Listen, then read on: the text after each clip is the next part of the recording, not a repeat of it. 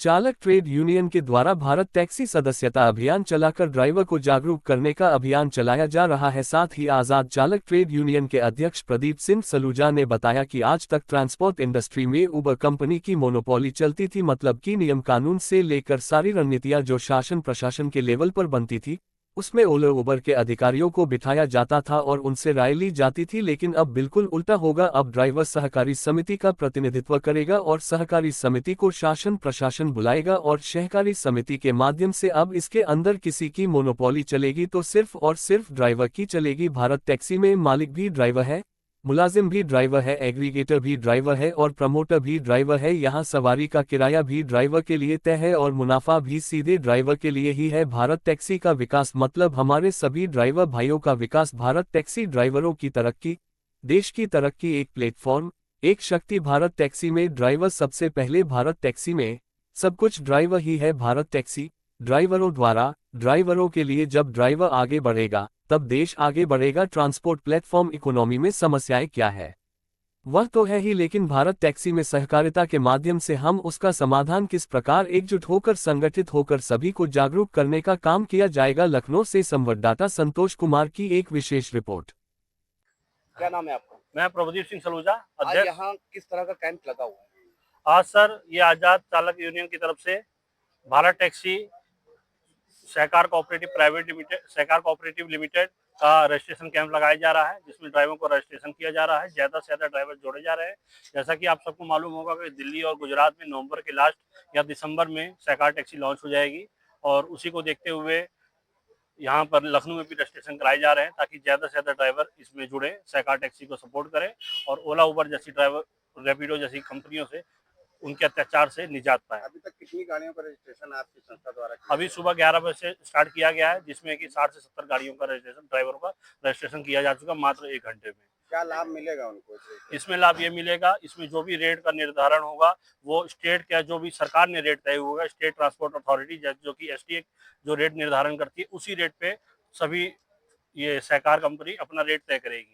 उसमें एक rate fix होगा। ओला उबर की तरह डिमांड के हिसाब से रेट तय नहीं होगा, एक रेट फिक्स होगा और इसमें तभी सभी तरह की सामाजिक सुरक्षा और सम्मान उसको मिलेगा। इसमें जो भी नीतियां कर रेट निर्धारण, उसमें ड्राइवर उसमें सहभागी होगा। ये ड्राइवर का ऐप होगा, ड्राइवर के लिए और ड्राइवर के द्वारा बनाया गया होगा।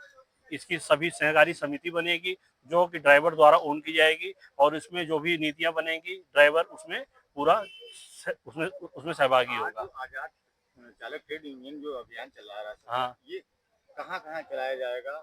ये हम लोग लखनऊ में ही चला रहे हैं फिलहाल और ये यूपी की है अपनी, और सहकार कोऑपरेटिव है, ये ऑल इंडिया में चलेगी, जिसको पायलट बेस पे अभी दिल्ली और गुजरात में नवंबर में लॉन्च किया जाएगा। जो संस्था लेगा उसके लिए क्या शुल्क होगा और संस्था लेने पर उसको प्रॉफिट क्या होगी?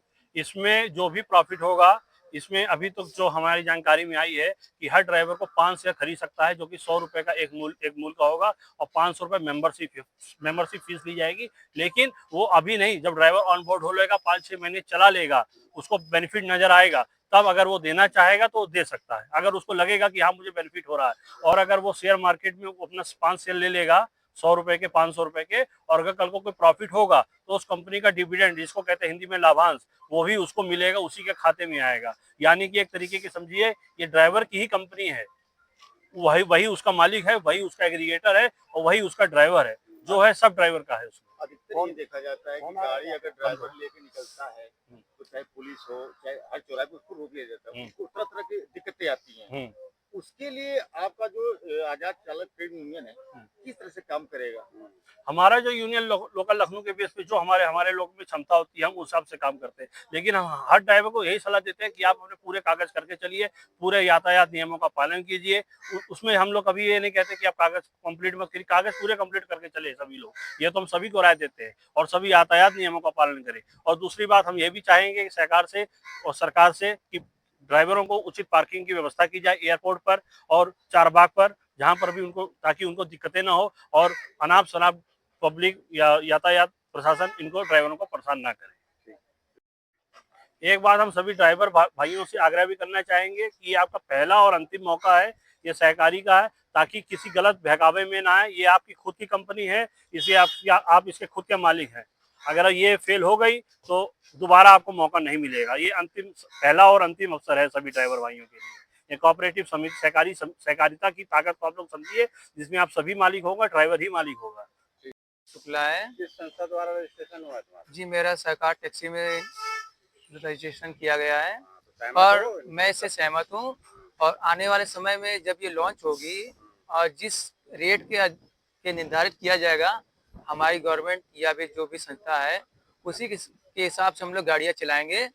और रही बात ओला उबर की, सर हम उबर से नाखुश हैं और नाखुश रहेंगे और हमें इन कंपनियों से मतलब नहीं है, क्योंकि सर रोड टैक्स हम दे रहे हैं, ठीक है। साल का 60 से 70 हजार रुपया हम लोग की गाड़ी का हम लोग गवर्नमेंट को दे रहे हैं।